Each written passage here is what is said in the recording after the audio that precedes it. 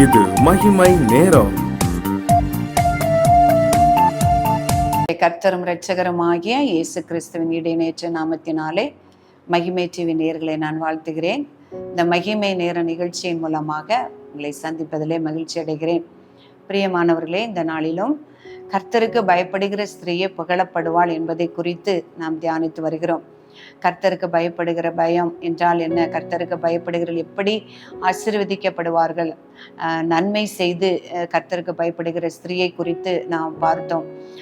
கர்த்தருடைய வேதத்திலே பிரியமா இருந்து அவருடைய பாதத்திலே காத்திருந்து கர்த்தரால் புகழப்பட்ட ஸ்திரீயை குறித்து நாம் பார்த்தோம். கர்த்தருக்கு கொடுத்ததினால் கர்த்தரால் சான்று பெற்ற அந்த விதவையை குறித்து நாம் தியானித்தோம். இந்த நாளிலும் நற்கிரியைகளை செய்தது நிமித்தம், கர்த்தரிடத்தில் அன்பு கூர்ந்ததின் நிமித்தம் கர்த்தரால் புகழப்பட்ட ஸ்திரீகளை குறித்து நாம் தியானிக்க இருக்கிறோம். மத்தேயு 26 அதிகாரம் 10 பார்க்கும் பொழுது, நீங்கள் இந்த ஸ்திரீயை ஏன் தொந்தரவு படுத்தீர்கள்? என்னிடத்தில் நற்கிரியையை செய்திருக்கிறார். மத்தேயு 26 அதிகாரம் 13 இந்த சுவிசேஷம் உலகத்தில் எங்கெங்கே பிரசங்கிக்கப்படுமோ அங்கெங்கே இவளை நினைப்பதற்காக இவள் செய்ததும் சொல்லப்படும் என்று மெய்யாகவே உங்களுக்கு சொல்லுகிறேன். பிரியமானவர்களே, இந்த மத்தேயு 26 அதிகாரம் 6 முதல் 13 வரைக்கும் இயேசு கிறிஸ்து ஒரு பெத்தானியாவில் உள்ள குஷ்டரோகியாகிய சீமோன் வீட்டிலே பந்தி இருக்கும் பொழுது ஒரு ஸ்திரீ பரிமள தைலம் கொண்டு வந்து அவளுடைய சிரசின் மேல் ஊற்றினாள் என்று பார்க்கிறோம். அப்பொழுது அவளை சுற்றி இருந்த சீஷர்கள் சொல்லுகிறார்கள், இது வீண் செலவு, இதற்குண்டான பணத்தை விற்று தரித்திரருக்கு கொடுத்திருக்கலாமே என்று அந்த காரியத்தை செய்யக்கூடாதபடிக்கு அவர்களை சுற்றி இருந்தவர்கள் யாவரும் அதை தடை செய்தார்கள் என்று பார்க்கிறோம். அப்போதான் ஆண்டவர் அவர்களுக்கு சொல்லுகிறார், இவளை விட்டுவிடுங்கள், இவளை தொந்தரவு செய்யாதீர்கள், இவள் நற்கிரியைகளை செய்திருக்கிறாள், என்னிடத்தில் நற்கிரியை செய்திருக்கிறாள் என்று அவளை குறித்து புகழுகிறதை பார்க்கிறோம். ஏன் அப்படின்னா, நான் அடக்கம் பண்ணுவதை குறித்து எத்தனமாக இதை செய்திருக்கிறாள் என்று சொல்கிறார். எவ்வளவு பெரிய ஆசீர்வாதமும் ஒரு மேன்மையும் அவளுக்கு உண்டானது என்று பாருங்கள். இந்த சுவிசேஷம் எங்கெங்கெல்லாம் பிரசங்கிக்கப்படுமோ அங்கெல்லாம் இவளை நினைவு கூறும்படியாக இவள் செய்ததும் பிரசங்கிக்கப்படும் என்று சொல்லுகிறார்.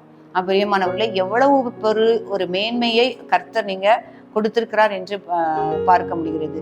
அப்போ அவள் கர்த்தர் பேரில் வைத்திருந்த ஒரு அன்பினால் அவள் என்ன செய்தாள்னா, எத்தனை சீஷர்கள் தடை செய்த பொழுதும் அவள் விலையேறப்பெற்ற பரிமள தைலத்தை கொண்டு வந்து கர்த்தருடைய சிரசிலே ஊற்றினாள் என்று நான் பார்க்கிறோம். இதே மார்க்கு சுவிசேஷத்திலும் இதை குறித்து எழுதப்பட்டிருக்கிறது. பெத்தானியாவில் உள்ள அந்த குஷ்டரோகியான சீமோனுடைய வீட்டிலே இயேசு கிறிஸ்து பந்தி இருக்கும் பொழுது ஒரு ஸ்திரீ பரிமள தைலத்தை கொண்டு வந்து அவருடைய தலையிலே ஊற்றினாள் என்று பார்க்கும் பொழுது அந்த இடத்திலும் ஆண்டவர் சொல்கிறார், இவளை தொந்தரவு செய்யாதே, இவளை விட்டு விடுங்கள், இவள் தன்னால் இயன்றதை செய்தாள் என்று சொல்லப்பட்டிருக்கிறது. அதிலும் இவ சுவிசேஷம் எங்கெல்லாம் பிரசங்கிக்கப்படுமோ அங்கெல்லாம் இவளை குறித்து நினைவு கூர்ந்தார்கள் என்று சொல்லப்பட்டிருக்கிறது. அப்போ தன்னிடத்திலே நற்கிரியைகளை செய்தாள் என்று சுற்றியுள்ள சீஷர்களுக்கு ஆண்டவர் இயேசு கிறிஸ்து அவளை புகழ்ந்து கூறினார் என்று பார்க்க முடியும். அதே போல மார்த்தாள், மரியாள், லாசருடைய வீட்டிலே இயேசு தங்கி இருக்கும் பொழுது, அவர் விருந்துண்ட சென்றிருக்கும் பொழுது மரியாள் ஒரு ராத்தல் நளதம் என்கிற தைலத்தை எடுத்து அவருடைய பாதத்திலே ஊற்றி தன் தலைமயிரால் துடைத்தாள். அப்பொழுதும் அவளோடு கூட இருந்த சீஷர்களில் ஒருவனான யூதாஸ் காரியோத்து, இது வீணான செலவு, இதை விற்று தரித்திரருக்கு கொடுத்திருக்கலாமே அப்படின்னு சொல்றான். அப்போ ஆண்டவர் சொல்றாரு, இவளை விட்டு விடு, நான் அடக்கமண்ண நாளுக்காக இதை வைத்திருந்தாள் என்று சொல்லுகிறார்.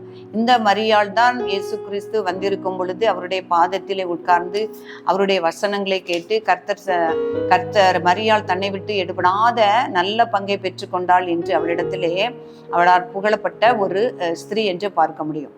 இன்னும் ஒரு ஸ்திரீயை குறித்து நான் பார்க்கும் பொழுது வேதத்திலே லூக்கா எழுதின சுவிசேஷத்தில் எழுதப்பட்டிருக்கிறது, இயேசு கிறிஸ்து பரிசேயன் ஒருவன் வீட்டிலே பந்தி இருக்கும் பொழுது ஒரு பாவியான ஸ்திரீ அவரிடத்திலே வந்து அவள் தன் கையில் இருந்த பரிமள தைலத்தை இயேசு கிறிஸ்துவனுடைய பாதத்தில் வீழ்ந்து தன் கண்ணீரால் அவருடைய பாதத்தை நனைத்து தன்னுடைய தலைமயிரினால் அதை துடைத்து அவருடைய பாதத்தை முத்தம் செய்து பரிமள தைலத்தை அவருடைய பாதத்திலே பூசினாள் என்று பார்க்கிறோம். இதை பார்த்த அந்த பரிசேயர்கள், சுற்றி இருந்த சீஷர்கள் அனைவருமே என்ன செய்கிறார்கள்னா விசனம் அடைகிறார்கள்.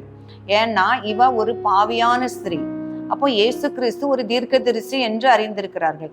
அப்போ இவர் தீர்க்கதரிசியா இருந்தா தன்னை தொடுகிற இந்த ஸ்திரீ பாவியானவள் என்று இவர் அறிந்திருக்கிறாரே அப்படின்னு சொல்றாரு. அப்போ இயேசு கிறிஸ்து சொல்றாரு, இவள் சீமோனை பார்த்து சொல்றார், நான் வந்ததிலிருந்து நீர் எனக்கு என் கால்களுக்கு தண்ணீர் தரவில்லை, என் பாதங்களை நீர் முத்தம் செய்யவில்லை, என் பாதங்களுக்கு நீ பரிமள தைலம் பூசவில்லை. ஆனால் இவள் நான் வந்ததிலிருந்து கண்ணீரினால் என் பாதத்தை நனைத்து தன் தலைமயிரினால் துடைத்து எப்பொழுதும் ஓயாமல் என் பாதத்தை அவள் முத்தம் செய்கிறாள். பரிமள தைலத்தால் என் பாதத்திலே பூசினாள். இவள் என்னிடத்திலே மிகவும் அன்பு கூர்ந்தாளே என்று சொல்லுகிறார்.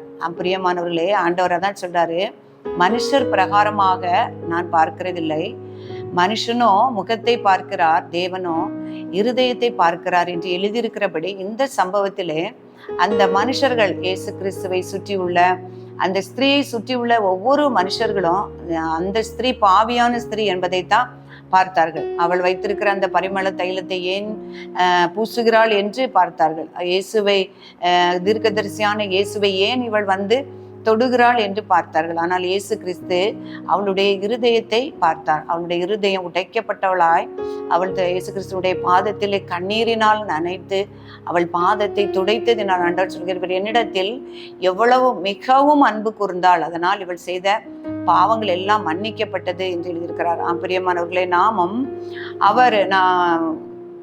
நாம் பாவம் செய்யும் பொழுது, நான் கர்த்தருடைய பாதத்தில் வீழ்ந்து நாம் கண்ணீர் விட்டு அழும் பொழுது கர்த்தர் நம்முடைய இருதயத்தை அறிந்து கொள்கிறவராய் இருக்கிறார்.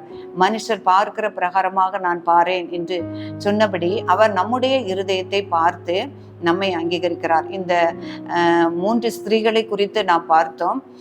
மரியாள் அவளுடைய பாதத்திலே பரிமள தைலம் வார்த்தாள். அதே போல சீமோன் அவருடைய குஷ்டரோகியின் வீட்டிலே ஒரு ஸ்திரீ அவளுடைய சிரசின் மேல் பரிமள தைலத்தை வார்த்தாள் என்று பார்த்தோம். அப்போ நற்கிரியைகளை செய்திருக்கிறாள் என்று இயேசு கிறிஸ்து அவர்களை புகழ்கிறதை நாம் பார்க்கிறோம். இன்றைக்கும் நாம் ஒரு கர்த்தரிடத்தில் விசுவாசம் உள்ளவர்களாய், அவரிடத்தில் அன்புள்ளவர்களாய், அவருக்காக நற்கிரியைகளை செய்கிறவர்களாய் காணப்படும் பொழுது அவர் நம்மை புகழ்ச்சியும் கீர்த்தியுமாக வைப்பார்.